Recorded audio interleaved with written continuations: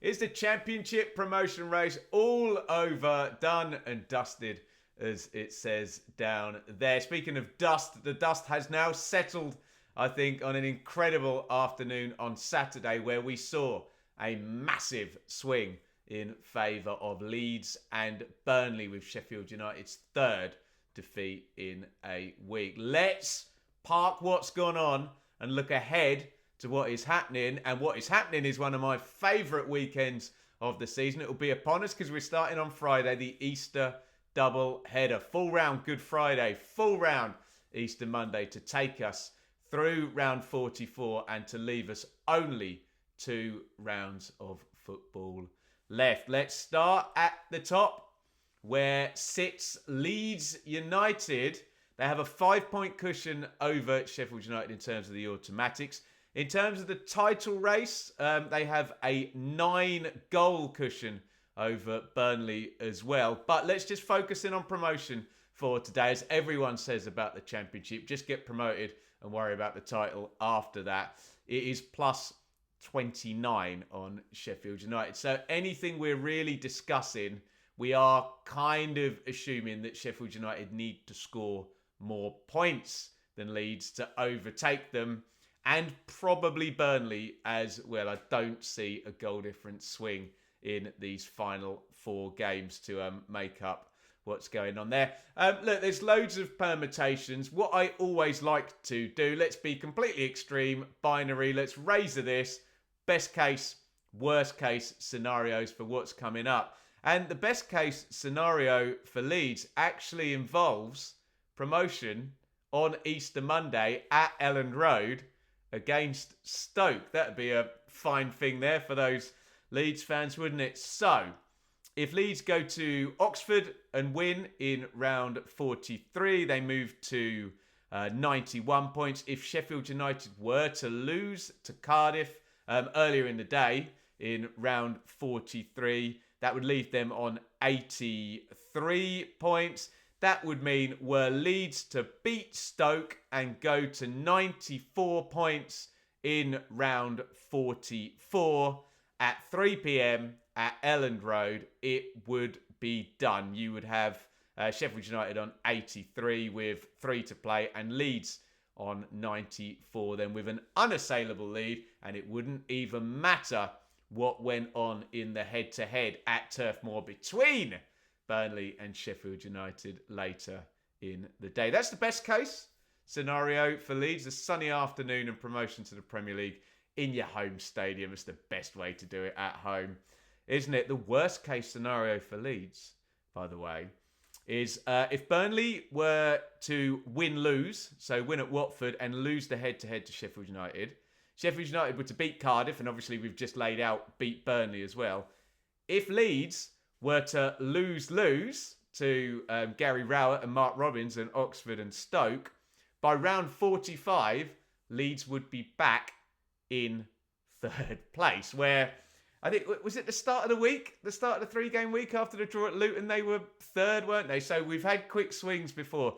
That is the absolute worst case scenario here if we go to extremes with Leeds United. Let me know your thoughts, which is more likely. Let's talk about Burnley, who also have a 5-point cushion on Sheffield United. As we've mentioned, the goal difference in terms of the title race probably means that Burnley need to score more points than Leeds. They can't do it on goal difference, I don't think. But in terms of the automatic promotion race, it looks very, very heavily probable that even if Sheffield United were to make up a 5-point gap over the past 4 games, Burnley would still be promoted. Final 4 games. I said past 4 games. You know what I meant, don't you? Let's play best and worst case scenario for Burnley. And it's similar to that of Leeds. So, and the head-to-head is massively key here, as we always knew it was going to be. Although the narrative is very different after this past week than we thought it might be. So, best case scenario for Burnley. If they beat Watford, they go to 91 points in round 43. And of course, if Sheffield United were to lose to Cardiff, then we have that 8-point gap, which means a draw in the head-to-head would be enough. Obviously, with the Leeds example, we're making the assumption there that Leeds have played a game more because they kick off at 3 and not at 5:30. So you could almost go into that game with Burnley not even needed to win, and promotion could be confirmed there at Turf Moor on Easter Monday in round 44. Worst case scenario for Burnley is that they lose at Watford in round 43. Then they lose the head-to-head, as well as Sheffield United having beat Cardiff in round 43. That would facilitate a change of position. We would have then Sheffield United obviously on 89 and Burnley on 88. Is that totally beyond the realms of possibility? If you take the head-to-head out as something that Sheffield United can actually manage themselves, it's just Burnley are just a, what's that Rolling Stones song? Just a shot away. Not just a shot away. Not just a slip away at Watford and then lose the head-to-head, and they could be third going into round 45. Let's talk about Sheffield United, who, well, we can quote Queen now. Now I've gone and thrown it all away, appears to be the case for Mama. Sorry, I'm feeling very musical today. For Sheffield United. So, the Blades obviously have -5 on the points, -20 and -29 on the goal difference. That was always the case with the goal difference, but not with the points. Sheffield United have been the masters of winning tight games this season without necessarily racking up the masses of goal difference that Leeds and Burnley have been able to do. Best case scenario for Sheffield United. Let's have a bit of positivity for the Blades fans who have had a rubbish week, bless them, haven't they? If the Blades were to beat Cardiff in round 43, Burnley lose to Watford and Leeds lose to Oxford, then Leeds lose to Stoke on Easter Monday. So we do need back-to-back defeats out of nowhere for Leeds. Obviously, we have had triple defeat out of nowhere for Sheffield United, so it can happen. Then, that being the case, if Sheffield United were to win the head-to-head, they would be top of the table at the end of round 44 on 89 points, with Leeds and Burnley stuck on 88, having scored 0 over the previous 2 rounds. Obviously, the worst case scenario for Sheffield United, we've kind of already outlined in the best case scenario for Leeds and Burnley, but really, it involves them not beating Cardiff. But let's go full worst case scenario. They lose to Cardiff and Leeds and Burnley win. That means with 3 games to go, we would have an 8-point gap, which, given the goal difference, essentially means Leeds and Burnley would then need, if Sheffield United lose to Cardiff, 1 point in the remaining 3 games to get promotion done. So, look, I think you can all see if Sheffield United do not beat Cardiff in round, and they do play before Leeds do, so it could put a little bit of pressure on, I guess, then it's... But, I mean, people are saying now it's all over bar the shouting. I think that's most of the shouting done if Sheffield United don't beat Cardiff as well. So, there you go. That's a little look ahead at what's going to be happening. Look, let's play sensible and then EFL illogical endings. So, look, the sensible ending here is that Leeds and Burnley are going to be in first and second. Sheffield United's maximum upside is 95 points as we sit here right now. I mean, first world problems, that would be an insane total still, wouldn't it? That would need, for the Blades to do that, a 47% increase in terms of points per game from rounds 1 to 42 into rounds 43 to 46, where they need to score 12 points and score 3 points per game. So plus 47% performance increase for Sheffield United. And we would also need, coupled with that, a minus 28% from Leeds and Burnley, which if you hack 28% off their points per game from rounds 41 to 42, would take them to 94 points and would put Sheffield United as title winners.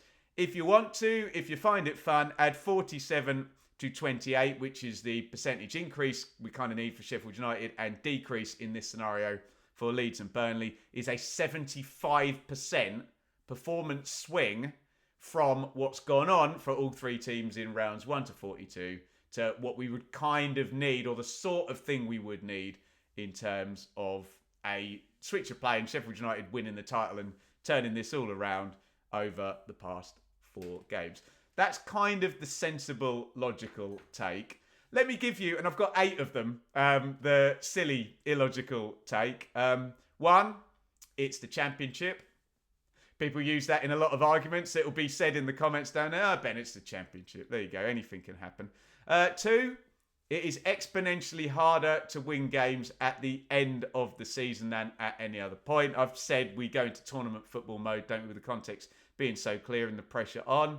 So, maybe that applies to Sheffield United as well as the other 2, but could Leeds and Burnley start to find it much, much harder and have a horrible final 4 games? It's happened. 3rd, Leeds face Gary Rowett and Mark Robins in the next 2 games. We know, we said before the Middlesbrough game, Leeds would much rather play Middlesbrough 6 times before the end of the season than, go, say, to Luton or Oxford or home to Stoke. I know Robins had done well for Coventry against Leeds United last season, hadn't he? And Gary Rowett, we know what's going to happen with Oxford. Oxford have had some great kind of 1-0 wins with that Will Volk's long throw going into huge Michael Hellick in the box and the ball not in play necessarily too much and the onus being on the Oxford clean sheet. So, ho-hum. Number 4, Leeds intensity and emotion. And in the words of Daniel Farker, his words, Leeds fans, not mine, an overly emotional club. We all know what he's talking about there. Could Leeds trip themselves up if they have the slightest slip? It's panic, panic, panic everywhere. And that's something uniquely Leeds. Does feel like they've got past that now, doesn't it? But you never know. 5, Burnley haven't had a blip yet. We've had a Leeds blip, 1 win in 6. We've had the blip of all blips from Sheffield United, 0 points in a 3-game week from rounds 40 to 42. Are Burnley due a blip? Doesn't feel very logical just to say that because Leeds and Sheffield United have had one that Burnley automatically should, but it's an argument that I'm sure will be made down there in the comments. 6, all runs, clean sheets, undefeated, must come to an end. I suppose this is kind of the same thing as Burnley having a blip, but slightly different. 28 undefeated, 29 clean sheets. They've got to lose at some point, haven't they, Burnley? Well, why not in the next game against Watford, which would kind of open the door back up as well. And yeah, the point I've kind of made all before about blips. Sheffield United lost 3 unexpectedly. Could Leeds and Burnley do the same? Sheffield United lost to Oxford and Plymouth, who are right down at the bottom of the table. So maybe we're homogenising that into it's the Championship, and the Championship does silly things. The final one, Sheffield United. It kind of feels like it's out of their hands now. So can they be just completely relaxed and just go and win the final 4 games, and the pressure's elsewhere, and they make the overtake somehow in the last minute and hit 95 points, and Leeds and Burnley don't, and Sheffield United get themselves over the line? Look, my take is I will be utterly amazed if it's not Leeds and Burnley in 1st and 2nd place. But this division, on occasion, has completely amazed me before. I've thrown in a little caveat there. Get in the comments. Let me know your thoughts. Let me do some preemptive comment answering here. Anything can happen. Yeah, okay, anything can happen. But why don't you tell me what you actually think will happen rather than just saying anything can happen. A little bit too broad, isn't it? It's not over until it's over. I get it. I get it if you're a Leeds or a Burnley fan. It's a coping mechanism, isn't it? You don't want to, be disappointed by going all in on the fact that you're probably going to do it. And you're just going to say, look, it's not over. I won't believe it until I see it. I get it. But still, tell me what you think is going to happen after you've said that. And this is just a running joke on the channel. It's too early. It's too early to say anything. Too early. Guys, people tell me in June before the season, it's too early. In round 1, it's too early. Round 15, it's too early. Round 25, it's too early. They'll tell me in round 42, it's too early to say anything. Just give your bloody opinion and stop gatekeeping and telling people it's too early to give an opinion. It's all fun and games, isn't it? Anyway, let us know how you think this Final Four is going to play out. Is it done and dusted? I think it probably is, but that's all my working out on how it could and couldn't, or could be, or could not be in terms of Sheffield United, who are the key in all of this. Let me know your thoughts down there in the comments. We'll be back with Sam Parkin tomorrow and the predictions, and we'll go for a big look at the Easter weekend as it pertains to playoffs and relegation as well. Everything's all up for grabs now, in the words of the great Brian Moore. And if you really want,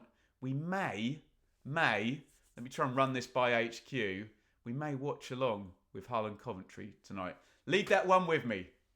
See you maybe tonight.